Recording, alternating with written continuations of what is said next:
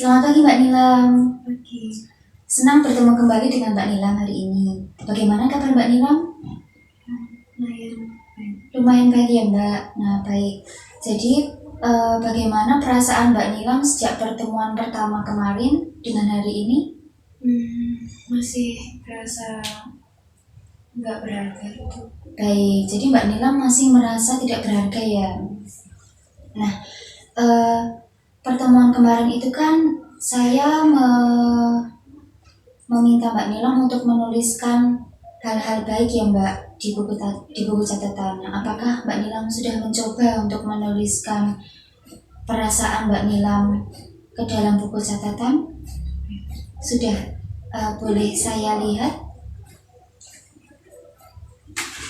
Nah, baik. Jadi Mbak Nilam sudah menuliskan ya perasaan-perasaan Mbak Nilam. Bagus. Jadi Mbak Nilam sudah mengerti untuk cara mengekspresikan perasaan Mbak Nilam lalu dituangkan ke dalam buku catatan. Nah, bagaimana perasaan Mbak Nilam setelah menuliskan perasaan Mbak Nilam sendiri? Apakah Mbak Nilam merasa lebih lega atau masih sama saja? Lumayan lega sih. Lumayan lebih lega ya Mbak Nilam. Nah baik, jadi hari ini kita akan mencoba untuk mengenali kelebihan yang Mbak Nilam miliki.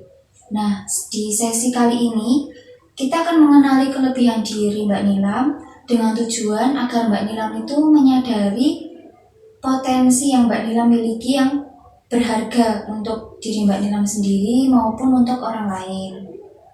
Nah, kita butuh kertas ya Mbak. Nih, di sini sudah ada kertasnya Mbak Nilam sendiri. Nah, untuk menuliskan kelebihan yang Mbak Nilam pikirkan. Nah, sekarang di sini saya akan memberikan contoh untuk menuliskan perasaan atau kelebihan yang dimiliki Mbak Nilam sebelumnya. Nah, misalkan Mbak Nilam pernah membantu teman, nah itu Mbak Nilam bisa menuliskan kelebihan yang berharga itu di dalam buku catatan ini. Seperti itu. Apa Mbak Nilam bisa mencobanya sekarang? Silakan Mbak Nilam untuk dicoba ditulis.